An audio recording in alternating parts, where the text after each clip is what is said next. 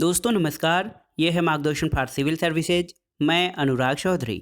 दोस्तों आज की वीडियो में हम सॉल्व करेंगे जीआईसी प्रवक्ता प्रारंभिक परीक्षा के लिए महत्वपूर्ण भारतीय संविधान एवं राज्य व्यवस्था के महत्वपूर्ण प्रश्नों का प्रैक्टिस सेट, जो जीआईसी प्रवक्ता सामान्य अध्ययन के साथ साथ जीआईसी प्रवक्ता परीक्षा नागरिक शास्त्र के लिए भी बहुत ही उपयोगी है।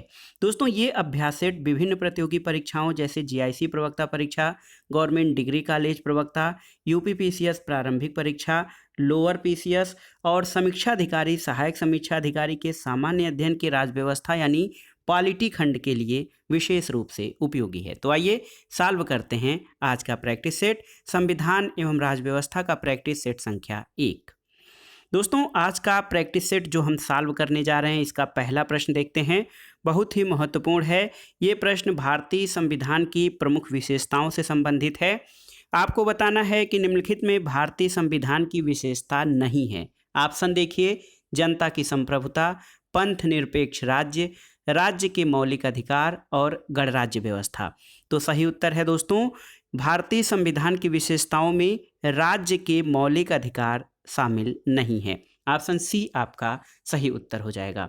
दोस्तों मौलिक अधिकार राज्य के नहीं बल्कि नागरिकों के मौलिक अधिकार होते हैं। जो नागरिक हैं या जनता है उनके मौलिक अधिकार होते हैं, राज्य के नहीं। और भारतीय संविधान की विशेषताओं में राज्य के मौलिक अधिकार शामिल नहीं है दोस्तों। तो कंफर्म कर लीजिए, मौलिक अधिकार जो हैं राज्य के नहीं बल्कि नागरिकों के मौलिक अधिकारों की बात भारतीय संविधान की विशेषताओं में शामिल है।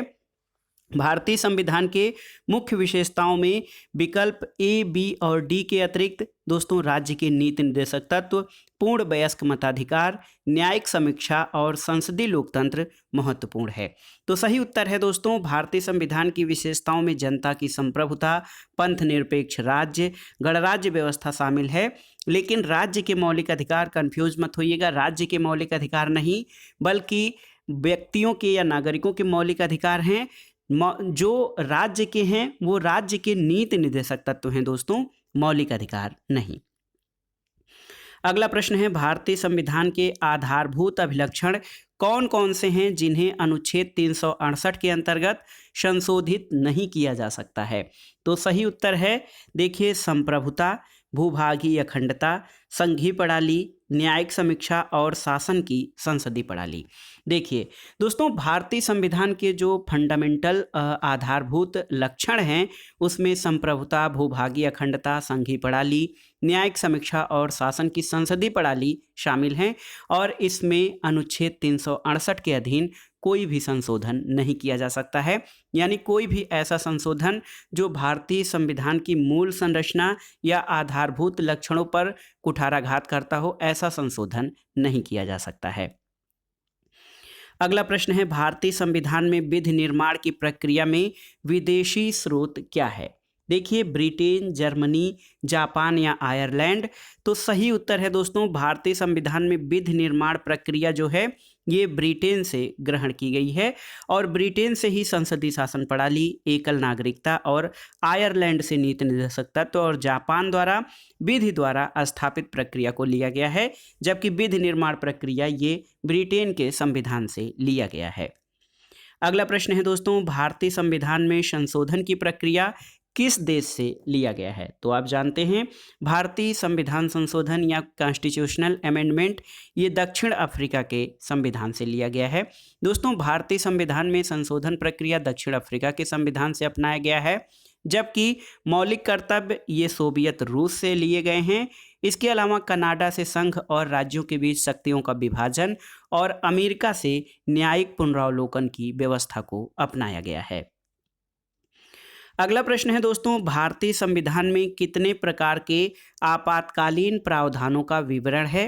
देखिए 2, 4, 1 या 3। तो सही उत्तर है 3 प्रकार के आपातकालीन प्रावधान भारतीय संविधान में वर्णित हैं। राष्ट्रीय आपात अनुच्छेद 352 के अंतर्गत, संवैधानिक तंत्र की विफलता यानी राष्ट्रपति शासन अनुच्छेद 356 के अंतर्गत और वित्तीय आपात अनुच्छेद 360 के अंतर्गत। तो सही उत्तर हो जाएगा, भारतीय संविधान में 3 प्रकार के आपात की व्यवस्था की गई है। दोस्तों अब तक 3 बार राष्ट्रीय आपात की घोषणा की गई है, वर्ष 1962, 1971 और 1975 में।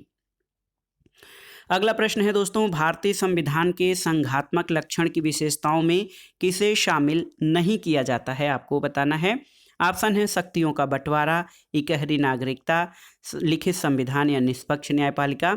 तो दोस्तों भारतीय संविधान के संघात्मक लक्षण की विशेषताओं में क्या शामिल नहीं किया गया है? तो सही उत्तर है, देखिए साधारणतः संघीय राज्यों में दोस्तों दोहरी नागरिकता का प्रावधान होता है, लेकिन संघात्मक लक्षण में भारत में इकहरी नागरिकता को अपनाया गया है, जो कि संघात्मकता के अनुकूल नहीं है।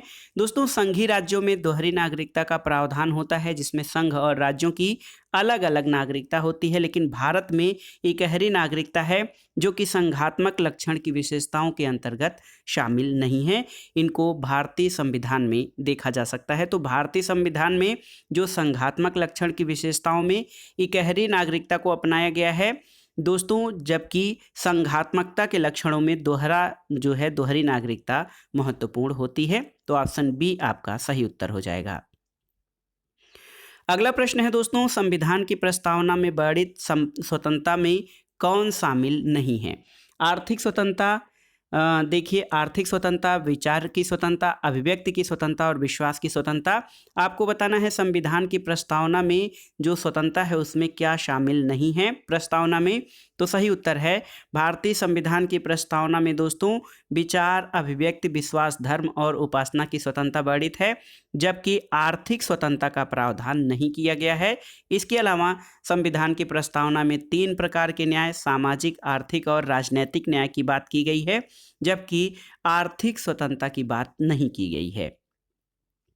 अगला प्रश्न है दोस्तों, आपको बताना है कैबिनेट मिशन प्लान के अधीन बनी संविधान सभा में कितने सदस्य थे?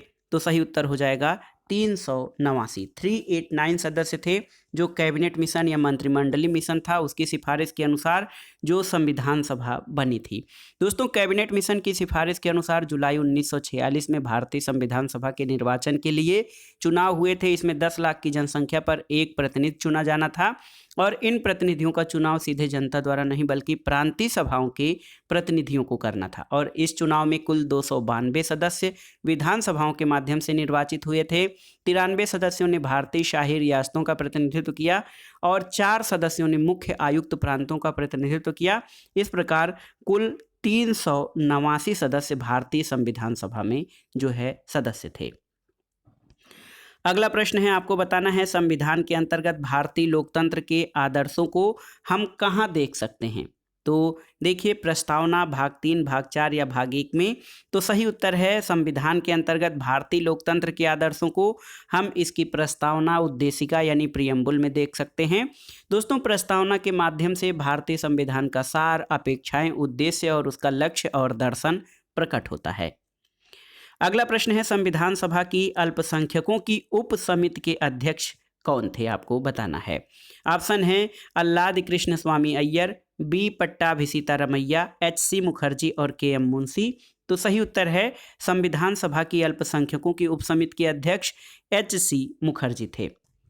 दोस्तों संविधान सभा ने संविधान के निर्माण के लिए विभिन्न कार्यों को करने के लिए कई समितियों का गठन किया था। इसमें 8 बड़ी समितियां थीं। व्याख्या देख लेते हैं दोस्तों। इसमें जो है 8 बड़ी समितियां थीं और कुछ छोटी। इन समितियां और उसके अध्यक्ष, संघ शक्ति समिति के अध्यक्ष पंडित जवाहरलाल नेहरू थे।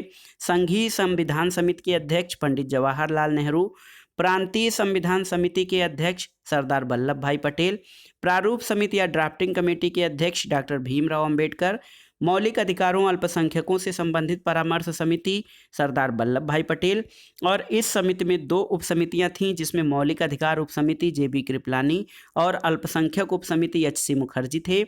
प्रक्रिया नियम समिति के अध्यक्ष डॉक्टर राजेंद्र प्रसाद थे। राज्यों के लिए समिति के अध्यक्ष पंडित जवाहरलाल नेहरू और संचालन समिति के अध्यक्ष डॉक्टर राजेंद्र प्रसाद थे। अगला प्रश्न है दोस्तों, भारत के संविधान में संघीय शब्द का प्रयोग कहाँ किया गया है? ऑप्शन है प्रस्तावना, भाग 3, अनुच्छेद 368 या संविधान में कहीं भी नहीं। तो सही उत्तर है ऑप्शन डी, संविधान में कहीं भी नहीं। दोस्तों भारतीय संविधान में संघ के स्थान पर अनुच्छेद 1 में राज्यों का संघ या यूनियन ऑफ स्टेट शब्द का प्रयोग किया गया है और इस प्रकार संघ शब्द का प्रयोग भारतीय संविधान में संघीय शब्द का प्रयोग कहीं भी नहीं हुआ है। अगला प्रश्न है, संविधान की प्रारूप समिति के समक्ष प्रस्तावना को किसने प्रस्तावित किया था, आपको बताना है। तो सही उत्तर है जवाहरलाल नेहरू, ऑप्शन डी आपका सही उत्तर है। दोस्तों, संविधान सभा का विधिवत उद्घाटन 9 दिसंबर 1946 को हुआ और 13 दिसंबर 1946 को जवाहरलाल नेहरू ने ऐतिहासिक उद्देश्य प्रस्ताव प्रस्तुत किया था। और उद्देश्य प्रस्ताव जो है, इस प्रस्ताव से संविधान सभा को संविधान के मार्गदर्शी सिद्धांत का दर्शन दिया।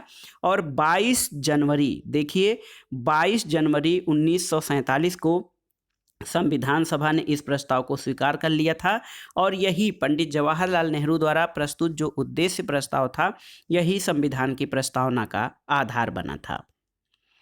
अगला प्रश्न है दोस्तों, देखिए राज्य के नीति निर्देशक सिद्धांतों के अंतर्गत किस अनुच्छेद में राष्ट्रीय महत्व के स्मारकों, स्थानों और वस्तुओं के संरक्षण के विषय में कहा गया है। तो उत्तर है अनुच्छेद 49। आर्टिकल 49 में दोस्तों कहा गया है कि राष्ट्रीय महत्व के स्मारकों, स्थानों और वस्तुओं के संरक्षण का प्रावधान और संसद द्वारा बनाई गई विधि द्वारा राष्ट्रीय महत्व के कलात्मक या ऐतिहासिक रुचि वाले प्रत्येक स्मारक, स्थान और वस्तु का संरक्षण करना राज्य की बाध्यता होगी। अगला प्रश्न है दोस्तों, भारतीय संविधान का कौन सा अनुच्छेद ये निर्धारित करता है कि राजकीय नीति के निर्देशक सिद्धांत किसी न्यायालय द्वारा लागू नहीं किए जा सकते। तो देखिए दोस्तों, अनुच्छेद 36 से 51 में भाग 4 में अनुच्छेद 36 से 51 में राज्य के नीति निर्देशक तत्व यानी डायरेक्टिव प्रिंसिपल ऑफ स्टेट्स का वर्णन किया गया है। और अनुच्छेद 37 में ये प्रावधान किया गया है कि इस भाग में अंतर्विष्ट उपबंध किसी न्यायालय द्वारा प्रवर्तनीय नहीं होंगे, फिर भी इनमें अधिकथित तत्व देश के शासन की मूलभूत विधि हैं, सिद्धांत हैं और विधि बनाने में इन तत्वों को लागू करना राज्य का कर्तव्य होगा। अगला प्रश्न है, राज्य के नीति निर्देशक सिद्धांतों में कौन सा गांधीवादी दर्शन पर आधारित था। तो आप जानते हैं ग्राम पंचायतों का गठन। दोस्तों, ग्राम पंचायतों का गठन राज्य के नीति निर्देशक सिद्धांतों में अनुच्छेद 40 में वर्णित है। इसमें ये कहा गया है कि राज्य ग्राम पंचायतों के गठन का प्रावधान करेगा और ये जो है ग्राम पंचायतों का गठन हमारे गांधीवादी दर्शन पर आधारित है।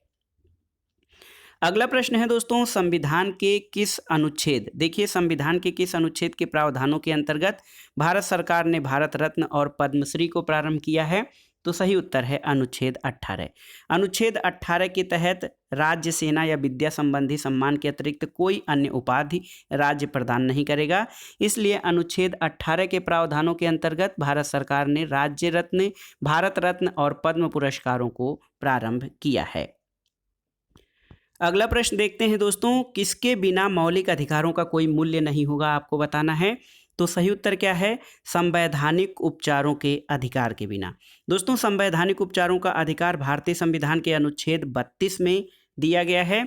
और इसमें देखिए ऑप्शन जो हैं आपके, शोषण के विरुद्ध, संवैधानिक उपचारों का अधिकार, स्वतंत्रता का अधिकार और निजता का अधिकार। तो संवैधानिक उपचारों का जो अधिकार है उसके बिना मौलिक अधिकारों का कोई मूल्य नहीं होगा। और डॉक्टर अंबेडकर के अनुसार अनुच्छेद 32 संविधान की आत्मा और सबसे महत्वपूर्ण अनुच्छेद है। अगला प्रश्न है, भारत के संविधान के किस अनुच्छेद में पोषण के स्तर और जीवन स्तर को बढ़ाने के लिए और सार्वजनिक स्वास्थ्य में सुधार के लिए राज्य के कर्तव्य के बारे में बात की गई है। तो ये है अनुच्छेद 47। आर्टिकल 47 में ये उपबंध है कि पोषाहार स्तर और जीवन स्तर को ऊंचा करने और लोक स्वास्थ्य में सुधार करना राज्य का कर्तव्य है। अगला प्रश्न है दोस्तों, मौलिक अधिकारों के बारे में कौन सा या कौन से कथन सत्य नहीं है। पहला है कि संविधान के प्रारंभ में 7 मौलिक अधिकार दिए गए थे। मौलिक अधिकारों की व्यवस्था अनुच्छेद 12 से 35 तक है। प्राण और दैहिक स्वतंत्रता का अधिकार आपातकाल में भी निलंबित नहीं होता। और वाक और अभिव्यक्ति की स्वतंत्रता अनुच्छेद 19 के अंतर्गत है। आपको बताना है कि कौन से कथन सत्य नहीं है। यहाँ पर देखिए कौन से कथन सत्य नहीं है। तो दोस्तों, संविधान के प्रारंभ में भाग 3 जो है, भाग 3 क्या है, इसके अंतर्गत 7 मौलिक अधिकार दिए गए थे, जिनमें संपत्ति का अधिकार भी मौलिक अधिकार था। बाद में इसको मौलिक अधिकारों की श्रेणी से हटा दिया गया। और आप जानते हैं मौलिक अधिकारों की व्यवस्था भाग 3 में 12 से 35 तक है अनुच्छेद में। और प्राण और दैहिक स्वतंत्रता का अधिकार अनुच्छेद 21 आपातकाल में निलंबित नहीं होता और वाक और अभिव्यक्ति की स्वतंत्रता अनुच्छेद 19 के तहत दी गई है। तो इस प्रकार ये चारों कथन आपके सही हैं। देखिए, चारों कथन आपके सही हैं, तो सही उत्तर क्या हो जाएगा? इनमें से कोई भी गलत नहीं है। आपसे यही पूछा गया है कि मौलिक अधिकारों के बारे में इनमें से कौन सा गलत नहीं है, तो इनमें से कोई भी गलत नहीं है। अगला प्रश्न है दोस्तों, किस मामले में सर्वोच्च न्यायालय ने संविधान के उन प्रावधानों को निरस्त किया है जो मूलभूत अधिकारों पर निदेशक सिद्धांतों के प्रभुत्व को मंजूर करते थे? तो सही उत्तर है, ये था मिनर्वा मिल्स केस, जो 1980 का मामला था। दोस्तों, मिनर्वा मिल्स वाद जो है 1980 में उच्चतम न्यायालय ने ये कहा था कि मूल अधिकार और निदेशक तत्वों के बीच समन्वय और संतुलन संविधान की आधारिक संरचना का आवश्यक लक्षण है। और मिनर्वा मिल्स के बाद में उच्चतम न्यायालय ने 42वें संशोधन की धारा 4 को असंवैधानिक मानते हुए शून्य घोषित कर दिया और ये धारा नीति निदेशक तत्वों को मूल अधिकारों के ऊपर प्राथमिकता प्रदान करती थी। और मिनर्वा मिल्स में दिए गए निर्णय के परिणाम स्वरूप संविधान में अनुच्छेद 31 की अंतः स्थापना के बाद भी निदेशक तत्वों को मूल अधिकारों पर प्राथमिकता नहीं दी जा सकती है। अगला प्रश्न है, जीवन का संरक्षण और व्यक्तिगत आज़ादी मौलिक अधिकार के अंग हैं, किस प्रकार के? तो सही उत्तर है, जीवन का संरक्षण और व्यक्तिगत आज़ादी ये स्वतंत्रता के मौलिक अधिकारों के लक्षण के अंतर्गत आता है। दोस्तों, आप जानते हैं भारतीय संविधान के भाग 3 में अनुच्छेद 12 से 35 तक मौलिक अधिकारों का वर्णन किया गया है, जिसमें समानता का अधिकार, स्वतंत्रता का अधिकार, शोषण के विरुद्ध अधिकार, धर्म की स्वतंत्रता का अधिकार, संस्कृति और शिक्षा संबंधी अधिकार और संवैधानिक उपचारों का अधिकार है। जिसमें दोस्तों उच्चतम न्यायालय ने मेनका गांधी मामले में अनुच्छेद 21 के भाग के रूप में, यानी जीवन के स्वतंत्रता के अधिकार के रूप में, जीवन के संरक्षण का अधिकार, व्यक्तिगत आज़ादी का अधिकार, स्वास्थ्य का अधिकार, विदेश यात्रा का अधिकार, सूचना का अधिकार, इन अधिकारों की स्थापना की थी। तो सही उत्तर है, जीवन का संरक्षण और व्यक्तिगत आज़ादी ये स्वतंत्रता के दोस्तों ये मौलिक अधिकार अंग हैं। अगला प्रश्न है, मौलिक अधिकारों को सुनिश्चित करने की जिम्मेदारी किसको दी गई है? आपको बताना है। उच्च न्यायालय को, उच्चतम न्यायालय को, सभी न्यायालयों को, उपर्युक्त ए और बी दोनों को? तो सही उत्तर है ऑप्शन डी, ए और बी दोनों, यानी उच्चतम न्यायालय और उच्च न्यायालय दोनों ही दोस्तों मौलिक अधिकारों को सुनिश्चित करने या उनको संरक्षण करने के लिए उत्तरदायी हैं। अगला प्रश्न है, निम्नलिखित में से कौन सा न्यायिक आदेश उच्च न्यायालय या उच्चतम न्यायालय द्वारा किसी व्यक्ति को किसी सार्वजनिक कार्यालय पर अधिकार करने से रोकने के लिए जारी किया जाता है? आपको बताना है। तो सही उत्तर है अधिकार परीक्षा। दोस्तों, अधिकार परीक्षा आदेश को उच्च न्यायालय या उच्चतम न्यायालय द्वारा किसी व्यक्ति को किसी सार्वजनिक कार्य पर अधिकार करने से रोकने के लिए जारी किया जाता है। इसलिए ये किसी व्यक्ति द्वारा लोक कार्यों के अवैध अनधिकार ग्रहण करने से रोकता है। अगला प्रश्न है, सेना द्वारा प्रशासन तथा न्यायपालिका को अपने नियंत्रण में लेने के बाद लागू कायदे कानून को क्या कहा जाता है? तो सही उत्तर है मार्शल लॉ। देखिए दोस्तों, विशेष परिस्थितियों में जब किसी देश की न्याय व्यवस्था को सेना अपने हाथ में लेती है, तब सेना के जो नियम लागू होते हैं उन्हें सैनिक कानून या मार्शल लॉ कहा जाता है। अगला प्रश्न है, निम्नलिखित में से कौन सी रिट ऐसी है जो केवल किसी सरकारी पदाधिकारी के विरुद्ध ही जारी की जा सकती है? ऑप्शन है बंदी उपास्थान या बंदी प्रत्यक्षीकरण, परमादेश, निषेधाज्ञा या उत्प्रेषण। तो सही उत्तर है ऑप्शन बी, परमादेश। दोस्तों, परमादेश रिट केवल किसी सरकारी पदाधिकारी जिसके अंतर्गत सरकार और निगम भी शामिल हैं उनके विरुद्ध लागू की जा सकती है। और परमादेश की मांग ऐसे किसी भी सरकारी प्राधिकारी के विरुद्ध की जा सकती है जो अपने लोक या सांविधिक कर्तव्य या दायित्व के पालन से चूक या इनकार करता है। अगला प्रश्न है दोस्तों, नौकरी में समान अवसर का अधिकार संविधान के किस अनुच्छेद में प्रतिस्थापित है? आपको बताना है। तो दोस्तों, नौकरी में या लोक नियोजन में जो समान अवसर, ये अनुच्छेद 16 में प्रतिस्थापित एक मूल अधिकार है। अगला प्रश्न है, राष्ट्रीय आपातकाल के दौरान किसके तहत अधिकार जो है स्वचालित रूप से निलंबित हो जाते हैं? दोस्तों, राष्ट्रीय आपातकाल के दौरान स्वतंत्रता के अधिकार से जो असंबंधित अधिकार हैं वो निलंबित हो जाते हैं और संविधान के अनुच्छेद 358, 359 राष्ट्रीय आपातकाल का मूल अधिकारों पर प्रभाव का उल्लेख करते हैं। दोस्तों, अनुच्छेद 358 के तहत अनुच्छेद 19 द्वारा प्रदत्त स्वतंत्रता के 6 मूल अधिकार स्वतः ही निलंबित हो जाते हैं राष्ट्रीय आपातकाल के दौरान। अगला प्रश्न है, संविधान के मूल कर्तव्यों के अंतर्गत किसे शामिल नहीं किया गया है? तो सही उत्तर है, संविधान के मूल कर्तव्यों के अंतर्गत दोस्तों उच्च शिक्षा हेतु प्रयास को शामिल नहीं किया गया है, जबकि संविधान का पालन, राष्ट्रगान का आदर और देश की रक्षा ये 42वें संविधान संशोधन अधिनियम 1976 के द्वारा संविधान में जो 10 मूल कर्तव्य शामिल किए गए थे उसमें जो 3 चीज़ें हैं वो शामिल हैं। उच्च शिक्षा के लिए प्रयास मूल कर्तव्यों में शामिल नहीं किया गया है। अगला प्रश्न है, सार्वजनिक संपत्ति की रक्षा और हिंसा का त्याग संविधान के किस भाग में वर्णित है? आपको बताना है।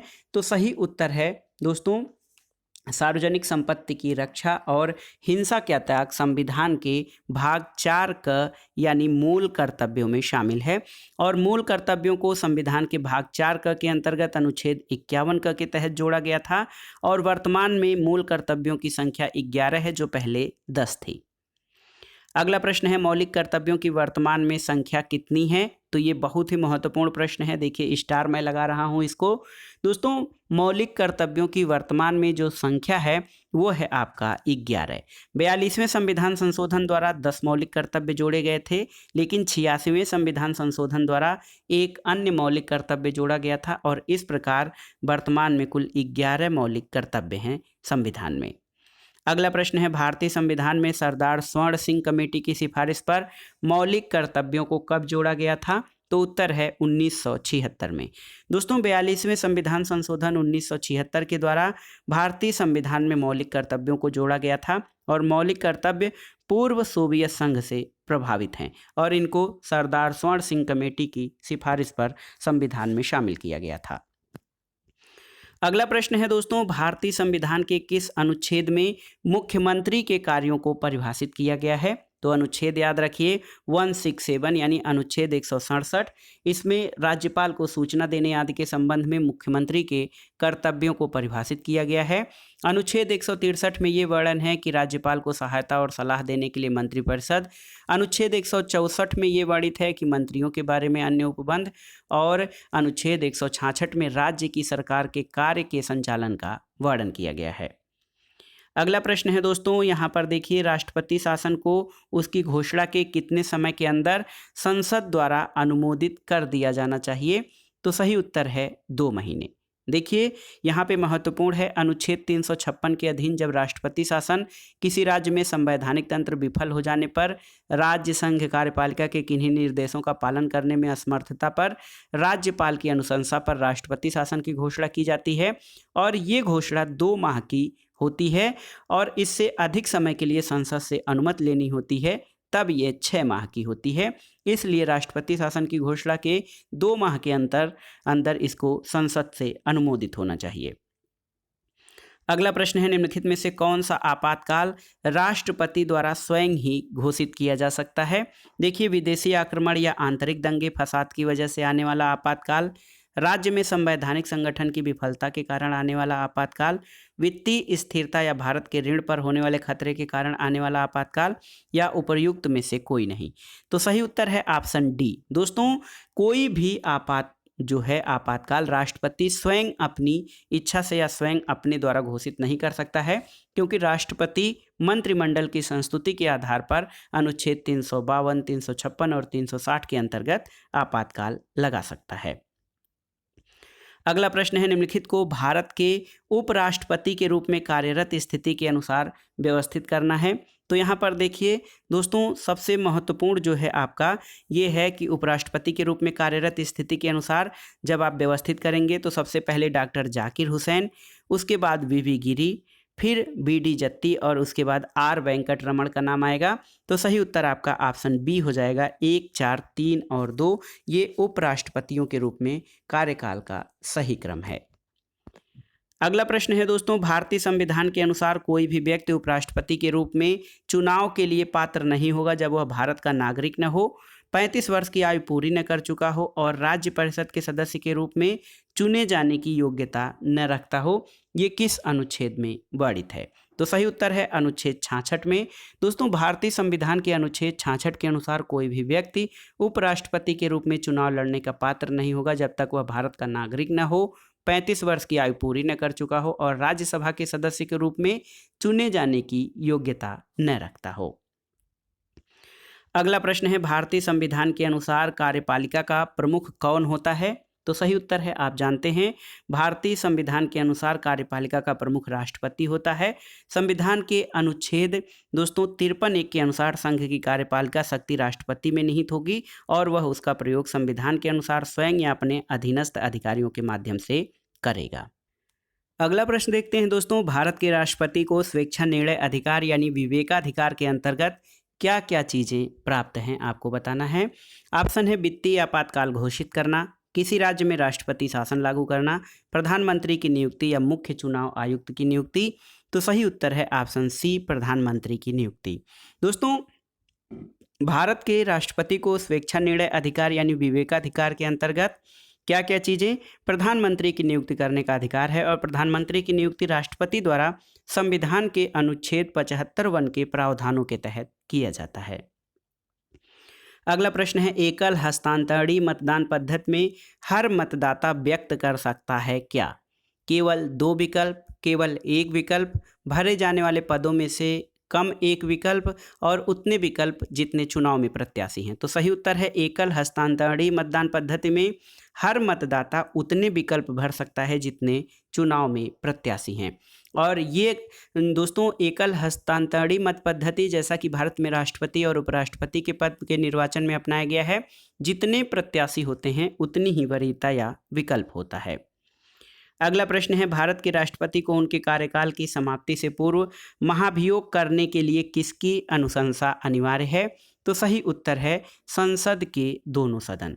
देखिए दोस्तों, बहुत ही महत्वपूर्ण है, महाभियोग की प्रक्रिया का वर्णन अनुच्छेद 61 में किया गया है और अनुच्छेद 61(1) के अनुसार राष्ट्रपति पर महाभियोग का आरोप संसद का कोई भी सदन ला सकेगा और ऐसा आरोप एक संकल्प के रूप में होना चाहिए और 14 दिनों की पूर्व लिखित सूचना के बाद पेश किया जाना चाहिए और संकल्प जिस सदन द्वारा प्रस्तुत किया गया हो उसके सदस्यों के कम से कम 1/4 सदस्यों द्वारा प्रस्तावित और कुल सदस्य संख्या के 2/3 बहुमत द्वारा पारित होना चाहिए।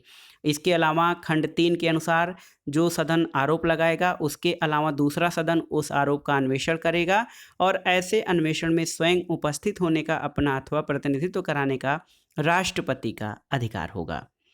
अगला प्रश्न है दोस्तों, निम्नलिखित में से कौन सा अधिकार केवल राज्यसभा को प्राप्त है? तो सही उत्तर है ऑप्शन बी, नवीन अखिल भारतीय सेवाओं को शुरू करने का अनुमोदन करना। तो दोस्तों, नई अखिल भारतीय सेवाएं जो अनुच्छेद 312 है, अनुच्छेद 312 के अनुसार राष्ट्रीय हित में राज्यसभा अपने सदन में उपस्थित सदस्यों के 2/3 बहुमत तथा जो है 2/3 बहुमत से नई अखिल भारतीय सेवाओं को शुरू करने का अनुमोदन कर सकती है। अगला प्रश्न है, निम्नलिखित में से कौन सा विधेयक राज्यसभा में पहले प्रस्तुत नहीं किया जा सकता? तो आप जानते हैं धन विधेयक।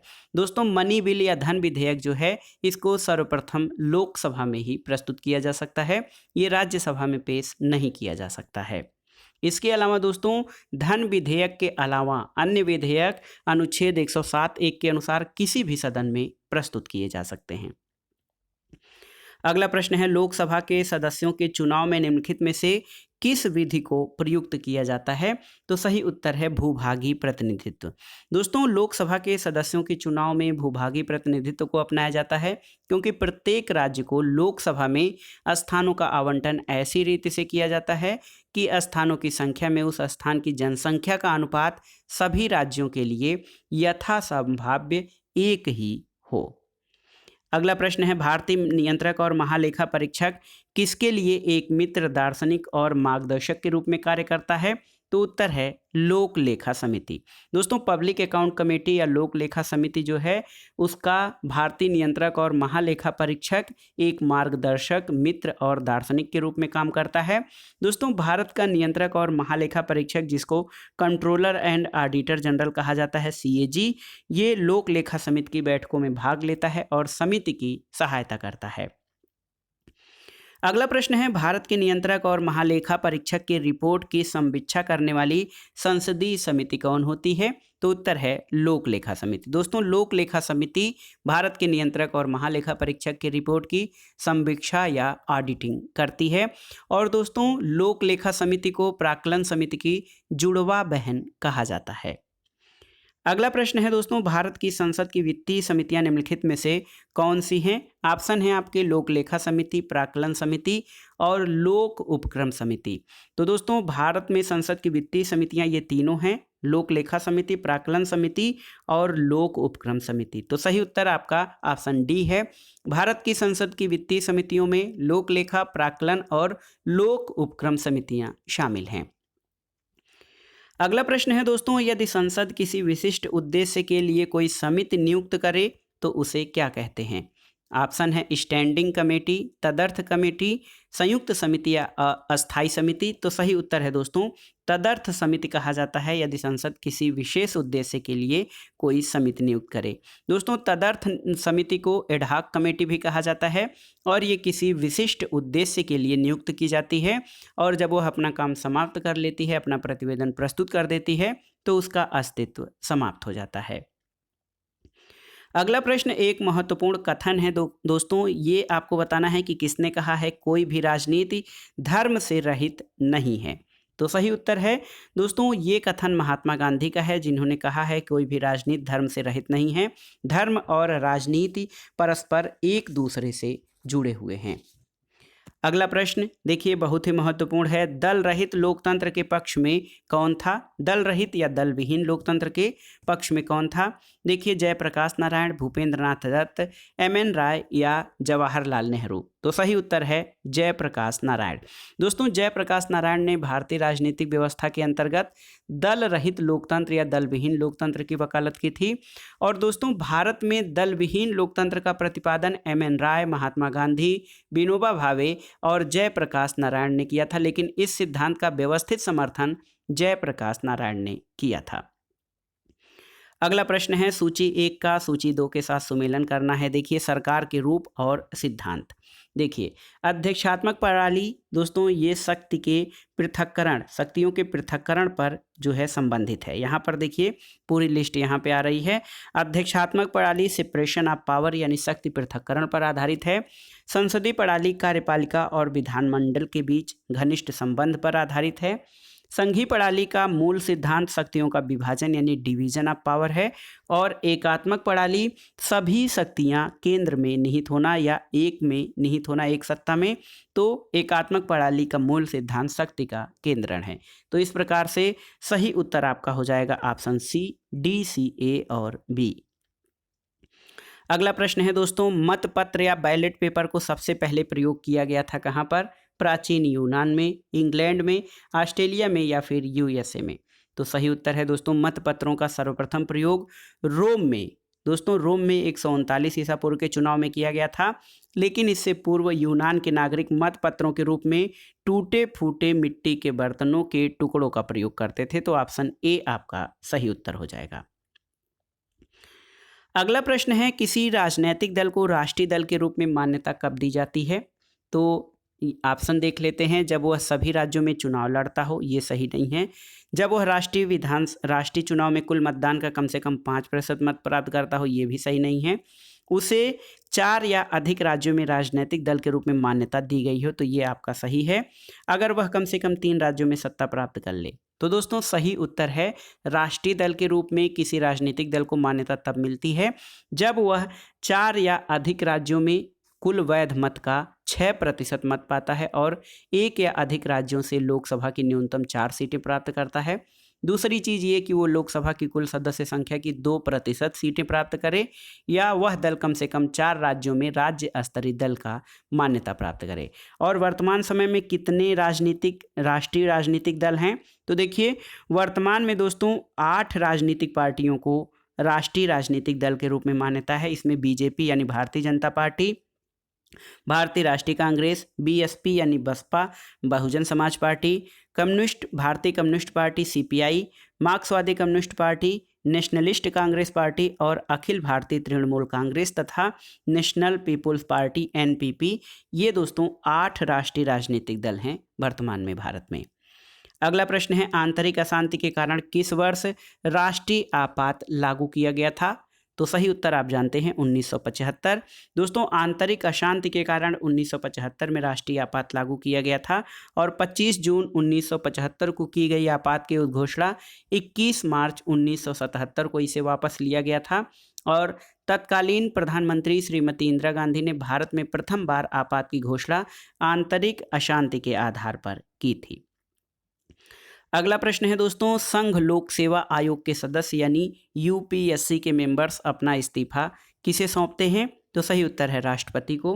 दोस्तों संघ लोक सेवा आयोग के सदस्यों की नियुक्ति संविधान के अनुच्छेद 316 के प्रावधानों के अंतर्गत राष्ट्रपति द्वारा की जाती है और आयोग के सदस्य पद ग्रहण करने की तारीख से 6 वर्ष जो है अथवा 65 वर्ष की अवस्था तक अपने पद पर धारण करते हैं और पदावधि के दौरान सदस्य राष्ट्रपति को अपना इस्तीफा सौंप सकते हैं।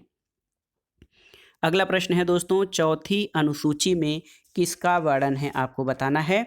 तो सही उत्तर है चौथी अनुसूची में, हमने अनुसूचियों से संबंधित जो टॉपिक करवाए हैं उनको आप देख लीजिएगा। चौथी अनुसूची में राज्य और संघीय क्षेत्रों की राज्यसभा में प्रतिनिधित्व या राज्यसभा में आवंटित सीटों का वर्णन चौथी अनुसूची में किया गया है। दोस्तों इसमें क्या है, राज्यसभा में राज्यों और संघ शासित क्षेत्रों के 238 सदस्य निर्वाचित प्रतिनिधि होते हैं। तो ये जो है चौथी अनुसूची में राज्य और संघीय क्षेत्रों में राज्यसभा में प्रतिनिधित्व का वर्णन किया गया है। अगला प्रश्न है, लोकसभा चुनाव अधिसूचित करने का अधिकार किसे होता है? तो उत्तर है लोकसभा चुनाव अधिसूचित करने का अधिकार राष्ट्रपति को है और चुनाव से संबंधित अन्य सभी कार्य चुनाव आयोग के द्वारा किए जाते हैं, लेकिन लोकसभा चुनाव को अधिसूचित करने का अधिकार राष्ट्रपति को प्राप्त है। अगला प्रश्न है, भारतीय संविधान के अनुच्छेद 80(1) के अनुसार राज्यसभा की संरचना में निहित है क्या? राष्ट्रपति द्वारा मनोनीत 12 सदस्य और दूसरा है राज्य और केंद्र शासित प्रदेशों के अधिकतम 238 प्रतिनिधि। तो सही उत्तर है ए और बी दोनों। दोस्तों राज्यसभा में जो है राज्य और केंद्र शासित प्रदेशों के अधिकतम 238 प्रतिनिधि और राष्ट्रपति द्वारा मनोनीत 12 सदस्य यानी 250 सदस्यों की व्यवस्था है। ए और बी दोनों सही हैं। तो देखिए भारतीय संविधान के अनुच्छेद 80(1) में प्रावधान किया गया है कि राज्यसभा राष्ट्रपति द्वारा नाम निर्देशित किए गए 12 सदस्य जिनको साहित्य, कला, विज्ञान और समाज सेवा के संबंध में विशेष ज्ञान या व्यवहारिक अनुभव हो और राज्य और संघ राज्य क्षेत्रों के 238 प्रतिनिधियों से मिलकर बनेगी। अगला प्रश्न, और दोस्तों भारतीय संविधान और राज्य व्यवस्था के पार्ट का पहला पार्ट का अंतिम क्वेश्चन है। यदि कभी ये सवाल उठता है कि कोई विधेयक धन विधेयक है या नहीं, तो इस बात का अंतिम निर्णय कौन लेता है? सही उत्तर है दोस्तों लोकसभा अध्यक्ष या इनको लोकसभा स्पीकर कहा जाता है। दोस्तों यदि कभी इस बात पर विवाद होता है कि कोई विधेयक धन विधेयक है या नहीं, तो इस बात का निर्णय लोकसभा अध्यक्ष द्वारा किया जाता है।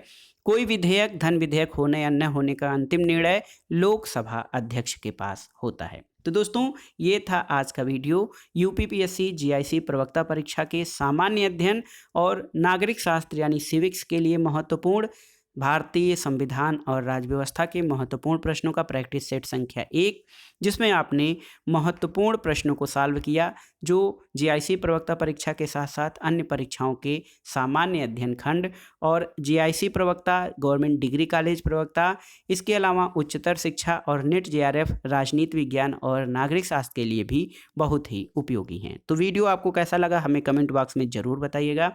वीडियो को लाइक करें, शेयर करें और इस चैनल मार्गदर्शन फॉर सिविल सर्विसेज को सब्सक्राइब करें। वीडियो देखने के लिए धन्यवाद दोस्तों, नमस्कार।